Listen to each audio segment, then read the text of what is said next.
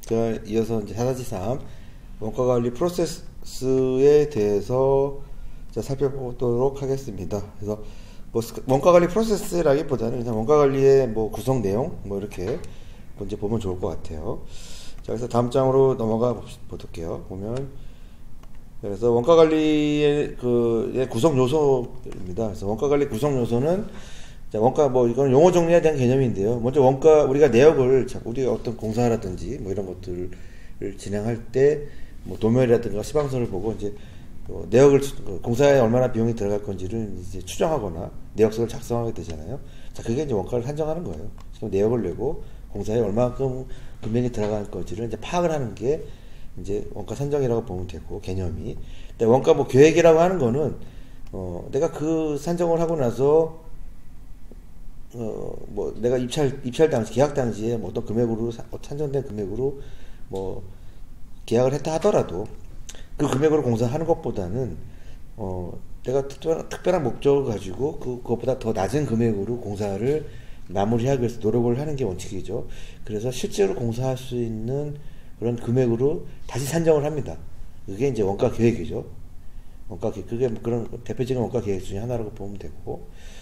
자, 그래서 이러해서 공사를 진행했는데 뭐 문제가 발생되는 거예요. 중간중간에 체크해 봤더니 내가 예상했던 비용보다 좀 많이 투입되거나 또는 공사가 뭐 늦어지거나 뭐 이러면은 공사 비용이 추후에 더 발생될 수가 있어요. 뒤에 가면 갈수록 공기를 하려다 보면 원가가 이제 그 비용이 더 발생되기 때문에. 자, 그래서 문제가 발생됐을 때는 그런 것들을 어떻게 내가 관리할 통제할 것인가 라고 하는 것들 이렇게 구성이 됐다고 보면 될 것 같고요. 좀 내용이 좀 이렇게 뭐 비슷한 내용이지만 잘 뒤에 이 내용들을 뒤에서 다시 한번 이렇게 쭉 설명을 해볼 거예요. 자, 그래서 원가 산정에 대해서 보면 아까 했던 것처럼 실제로 내가 도면이라든지 뭐 시방서 같은 거라든지 또는 시방서 공사가 끝나기 전에는 도면이랑 시방서 가지고 우리가 들어가는 금액을 산정을 할 거고 예상 금액이 되겠죠. 그거 가지고 결국에는 우리가 입찰하고 계약을 하게 되는 거고. 그리고 실제로 그게 이제 견적 원가예요. 실제로 공사 수주 전에 공사 수주를 위해서 얼마큼의 비용이 들어갈지를 도면이랑 시방서를 보고 이제 판단하는 게 이제 견적 원가라고 하는 거고. 자, 그리고 실행 원가라는 거는 그게 말하 공사하면서 실제로 들어가는 비용들이 있어요. 자, 그런 것들을 기준으로 다시 한번 이제 파악을 하게 되는죠. 그래서 여기서 이때는 일단 계약을 하고 나면 하도급 업체들이 있는데 그 하도급 업체들 또는 각 공정별로 할 수 있는 그런 금액을 다시 받아봅니다. 그래서 어떻게 보면 이제 실제로 공사할 수 있는 그런 금액이 더 가깝죠. 처음 견적시 우리가 입찰할 때 금액보다는 실제로 공사를 해보니까 이런 금액으로 되더라라고 예상되면서 진행하는 그런 금액이라고 보면 될 것 같고, 결국에는 우리가 실행예산이랑 같은 개념이에요. 뒤에 나와 있는 원가 계획이랑 같은 개념인데. 자, 그리고 이제 공사가 마무리가 되면은 이제 실제로 공사가 어떻게 들어간 비용들을 다 확인할 수가 있겠죠. 그래서 정산을 해보는 겁니다. 정산 또는 결산을 해서 실제로 공사를 어쩌지 해서 금액 끝내 보니까 이러한 금액이 들어갔다라고 하는 거. 이렇게 세 가지. 그래서 원가를 산정한다는 거는 뭐 이 말 그대로 입찰을 위해서 또는 중간에 들어갈 비용을 확인하기 위해서, 그리고 실제로 공사가 끝나고 났을 때 한 번 더 이렇게 산정을 해보는 거죠. 그래서 시기별로 이렇게 산정을 한다, 그런 의미로 보면 될 것 같아요.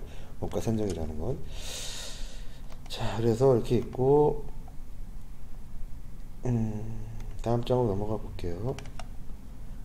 이제 원가 계획이라고 하는 거는, 자, 원가 계획이라고 하는 건 그냥 계획을 세우는 거죠. 그래서 어떤 걸 기준으로 계획을 세우냐, 이런 게 이제 문제가 되겠는데, 자, 실행 예산을 이제 수립하는 게 어떻게 보면 원가 계획의 시작이라고 보면 돼요. 아까 했던 것처럼 실행 계획, 즉 실행 예산, 실제로 내가 공사를 할 때 들어가는 비용인 거죠. 그러니까 이거는 여기 뒤에 실행 내역서에 나오는데, 자, 실행 내역서라고 하는 거, 실행 예산 같은 말인데, 자, 이게 이제 의미가 있는 거죠.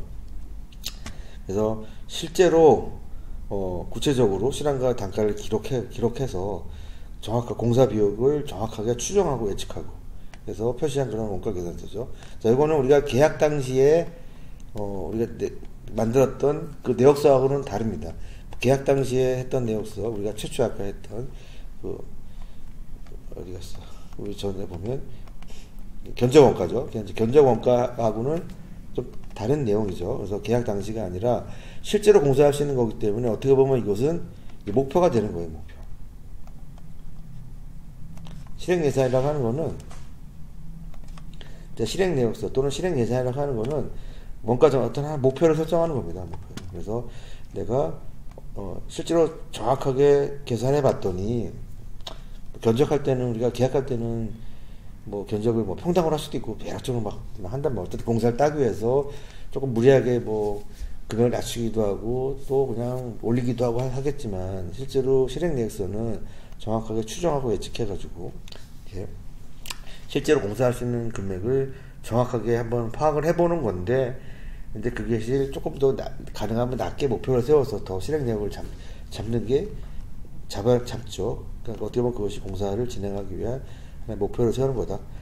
그래서 정밀하게 적산한다. 그런 내용이고 현장 원가 관리 기준이 된다라고 하는 거. 그래서 이제 실행 예산 같은 경우도 이렇게 보면 대략적으로 한번 뭐 견적을 받아봐서 계략적으로 추정하기도 하고 또 여러 가지 뭐 들어가는 경비라든가 이런 거를 한번 확인해보고 또 설계 뭐 또 진행하다 보면은 또 여러 가지 변경된 것들이 있어요. 그래서 그것들을 다 반영해서 변경 실행 예산이 있다. 그래서 실행 예산도 계속 보완이 되는 거죠. 자, 그래서 실행 예산 편성 목표를 달성하기 위한 원가정간의 의지가 반영돼야 된다.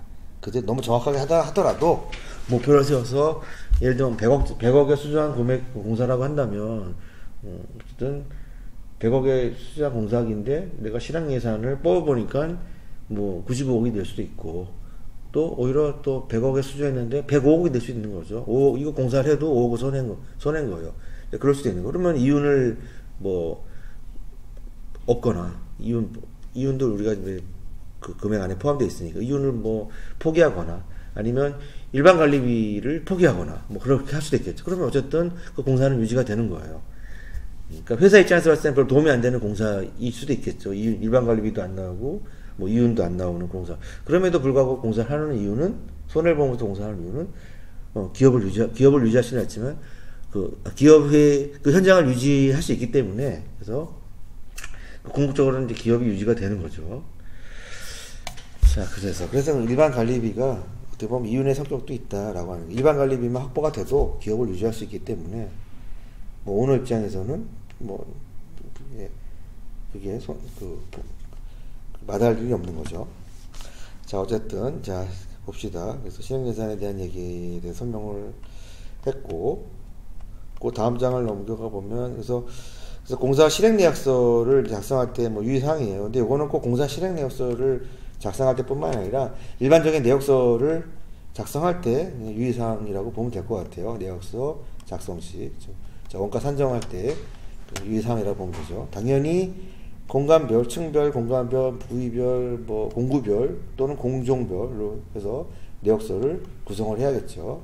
그 다음에 뭐 여러 가지 뭐 계약 조건들을 파악을 해야 되고, 누락이 되거나 또는 중복이 되는 것들이 상당히 많아요. 그래서 자, 이런 것들을 확인해야 돼. 공구랑 공구 사이에 가운데 있는 벽 같은 경우 이런 것들이 중복이 될 수도 있고 또 어떻게 보면 빠질 수도 있고 뭐 여러 가지 그런 조건들이 있기 때문에 자, 그런 것들을 항상 상호 더블 체크를 해서 이제 체크를 해봐야 되고, 그 다음에 뭐 여러 가지 뭐 실제는 단가 조사 같은 것도 하고 또 이제 현장 조건에 맞는 그런 단가 같은 것들이 있죠. 그래서 그 상황에 맞춰서 그 내용도 하고, 그 다음에 뭐 협력업체들 또 하도급 업체들 이런 업체들의 한테 견적을 실험해서 내역서를 작성하게 되고, 자, 뭐 그런 내용들이 있습니다. 그래서 여러분은 일반적인 그런 내용들이니까 이제 보면 될 것 같고, 자, 다음 장으로 넘어가 보면 그래서 원가 계획을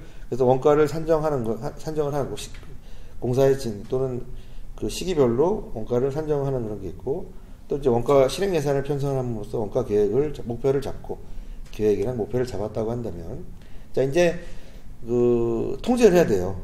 통제를 한다는 건 원가 통제를 해야 되는데 원가 통제라는 개념은 그러니까 내가 그래서 목표를 세웠다고 칩시다. 그래서 이제 공사를 진행을 하고 있어요. 하고 있는데 중간중간에 그냥 뭐 계속 진행하는 게 아니라 중간중간에 체크를 해봐야겠죠. 그래서 공사를 집행된 원가를 자 기성고라는 게 나오죠. 기성고라고 하는 거는 실제로 공사를 진행할 때 그 시기별로 투입된 비용을 이제 기성고라고 보통 얘기합니다.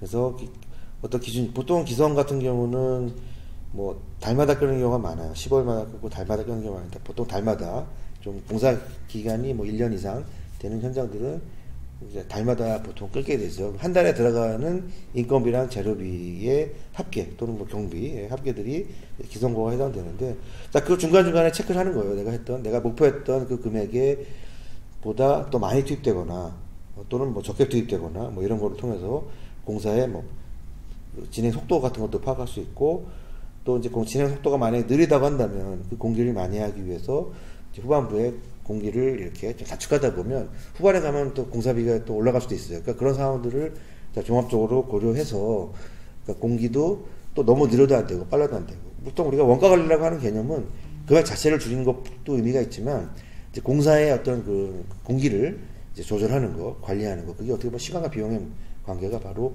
이런 데서 나오는 거예요. 우리가 공기를 너무 천천히 해도 문제고, 그리고 또 비용이 더 발생되고, 너무 빨리 해도 문제가 된다. 천천히 하면 당연히 이제 문제가 되지. 나중에 빨리 진행하다 보면 공사 비용이 올라가니까. 그럼 또 빨리 한다고 또 좋은 것도 아니에요. 그래서 자, 그런 건 최적의 공사 그 기간을 합쳐서 그래서 들어간 비용이랑 이런 시간 같은 것들을 이제 검토해서 이제 문제가 있는지 없는지를 이제 판단을 하는 거죠. 그래서 차이를 파악해서 만약 그래서 문제가 발생이 된다라고 하면 그냥 대책을 수립하면 되는 거죠. 그게 바로 이제 원가 통제 개념이라고 보면 될 것 같고.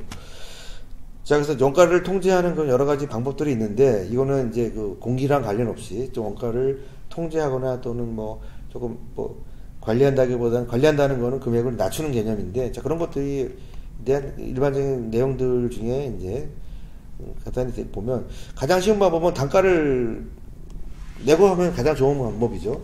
재료의 단가를 조정한다? 사실 어렵죠. 재료비를 깎기는 힘들단 말이에요. 근데 뭐 재료 단가를 조정할 수 있는 방법 중에 하나, 뭐 인건비는 더욱더 깎을 수가 없겠죠.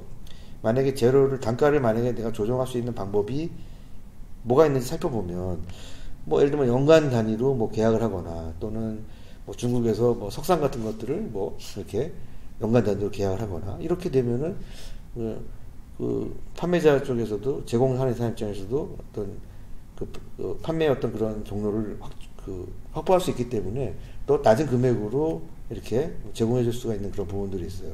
또는 뭐 연간 예를 들면 석고보드 같은 경우 하더라도 협력업체로서 뭐 1년 동안 다른 업체랑 계약 안 하고 그 업체하고만 계약하겠다라고 하면은 단가에 뭐 조정이 가능할 수도 있겠죠. 그래서 그런 의미에서의 단가 조정이라고 보면 될 것 같고, 그래서 원가 통제 하나의 사례 같은 거 하나 설명한 겁니다. 뭐 재료의 선순위 같은 것도 있는데, 이거 재료 같은 경우 우리가 쓰다 보면은 특히 이제 인테리어 실내 건축 같은 경우는 예를 들면 뭐 우리가 설계할 때도 우리가 잘해야 되는 것이, 일반 뭐 타일도 그렇고 뭐 석고보드도 그렇고 들어가는 재료에 특정한 규격 사이즈가 있습니다. 그러면 그 규격 사이즈에 맞춰가지고 우리가 설계하는 게 가장 좋겠죠. 그래서 보통은 3회 배수나 또는 이런 식으로 내경이라는 거를 확보를 하면 이제 쪽이 날 확률이 없는 거예요. 타일에 쪽이 나거나 또는 석고보드에 쪽이 날 확률을 최대한 줄인다면 온장으로 이제 쓸 수 있는데, 이제 설계상에 조금 약간 좀 불편함. 예를 들면 뭐 3회 배수가 아닌 뭐 짝수로만 2회 배수나 또 뭐 그러니까 부정형의 어떤 그런 치수로 계획이 된다고 한다면 규격화된 그런 재료를 쓸 수 없기 때문에 재료의 손실이 많은 거죠. 쉽게 하면 쪽 타일이 많거나 쪽 석고보드가 많은 거예요. 그럼 현장 가면은 이제 쓰지 못하는 그런 재료들이 많이 발생이 되는 거예요. 버리는 것들이. 그러니까 그거에 맞춰가지고 규격에 맞춰가지고 설계를 하면 아무래도 재료의 손실률이 좀 줄어들 수 있고, 또 가설공사 같은 공통 가설인데, 가설공사라고 하는 거는 예를 들면 뭐 비계라든가 또는 그런 뭐 이런 시설 같은 경우, 특히 비계 같은 경우 많은데 모든 공정이 다 그거를 사용합니다. 뭐 무슨 설비 시작해가지고 뭐 내장, 석고보드, 전기, 또는 외부에 있는 뭐 이 가설 장비 같은 경우는 뭐 외부에 뭐 외장재라든지 창호라든지 또는 뭐 사인이라든지 조명이라든지 또 전기도 마찬가지고 다 공통적으로 쓰는 그런 시설들이에요. 그러니까 자, 이런 것들이 뭐 공통 가설 같은 것들을 좀 조절한다는 거 본다면 가능하면 우리가 이것도 다 임대해서 쓰는 거니까 공통 가설을 갖다가 그 이런 비계들을 설치하는 기간을 좀 줄이면 그만큼 그 제로 장비에 대한 임대료를 줄일 수 있는 거니까 가능하면 빨리 이거를 이제 공사를 빨리 진행하려고 하겠죠. 현장소장 입장에서는. 그러니까 어느 시점이 되면은 이제 이런 비계들을 다 철거해 버린다. 그러면 비계에 대한 그 임대료가 이제 줄어들게 되니까. 근데 또 문제점이 있을 수도 있죠. 근데 그럼에도 불구하고 또 이제 몇 개 공정들이 더 후반부가 필요할 수도 있어요. 근데 그런 경우에는 뭐 비계를 다시 설치하거나 하면 이건 엄청난 손해가 되겠죠. 한번 철거한 걸 다시 설치하는 거는 비용이 많이 발생돼요. 그런 경우에는 뭐 이런 그 가설 비계라든지 가설 우마라든지 또는 이렇게 그 강간틀? 강간틀 아니라 갑자기 기억이 안 나는데 중간에 이렇게 보면은 그 크레인이라든지 크레인 뭐 타워 크레인 외부에다가 뭐 이제 타일 같은 거 붙일 때 비계가 없으면 이제 설치하기 힘들잖아요. 근데 때에 따라서는 뭐 크레인이라든지 이런 걸 임대해서 할 수도 있는 거니까 물론 임대료가 뭐 하루당 임대할 때 좀 비쌀 수 있기 때문에 그러니까 관광틀 비계네 관광틀 비계. 그러니까 틀비계 같은 걸 쓰면은 비계를 다 실내 공사할 때도 비계를 다 해체했다 하더라도 일단 틀비계라든가 이런 것들을 중간 이제 설치해가지고 끌고 다니면서 작업을 할 수 있기 때문에 그래서 이런 뭐 공통 가설에 대한 이런 철거 시점이라든가 임대 시점을 이렇게 중간에 조절하는 거는 굉장히 의미가 있다. 그래서 원가 통제 방법 중에 하나다라고 이제 볼 수 있는 거고 이거는 현장 소장의 어떤 노하우죠. 그다음에 중복 공사 같은 것들을 조정하고 중복되는 공사가 이제 있을 수 있으니까 그런 것들을 확인해야겠죠. 그다음에 진도 관리는 당연히 진도 관리라고 하는 건 공사를 너무 빨리 해도 안 되고 너무 뒤에 아마 나와 있을 거예요. 뒤에 이제 표에 잠깐 볼 텐데 공사라고 하는 거는 너무 천천히 하게 되면은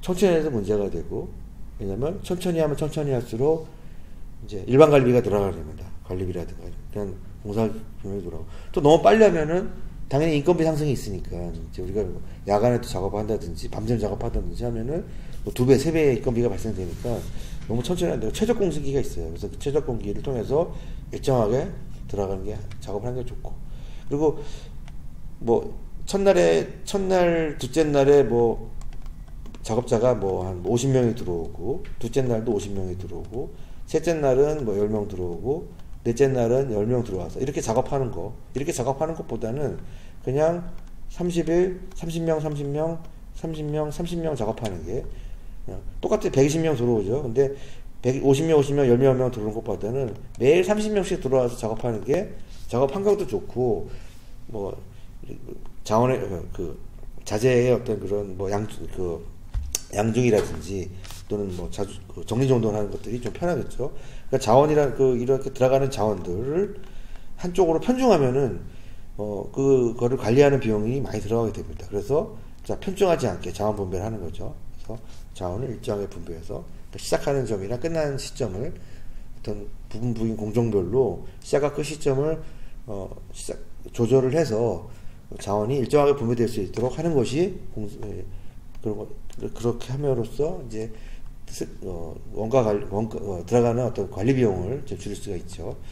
자, 그런 내용들이 있고, 또 경비는 그냥 관리고, 경비 관리는 이제 아끼라는 얘기죠. 이것저것 아끼라는 내용이고. 자, 이런 것들이 이제 원가 통제 방법 중에 하나라고 보면 될 것 같아요. 그래서 이런 것들이 그런 사례다라고 하는 거. 어쨌든 뭐 이런 것들은 뭐 이렇게 하면 되고, 가장 중요한 거는 이제, 그죠? 시간에 대한 것들을 이제 잘 지키는 거. 진도 관리하는 게 사실 제일 중요하죠. 자, 그래서 이런 내용들이 있고, 얘기하다 보니까 시간이 길어져가지고, 20분 됐네요. 자, 뒤에 남아있는 게,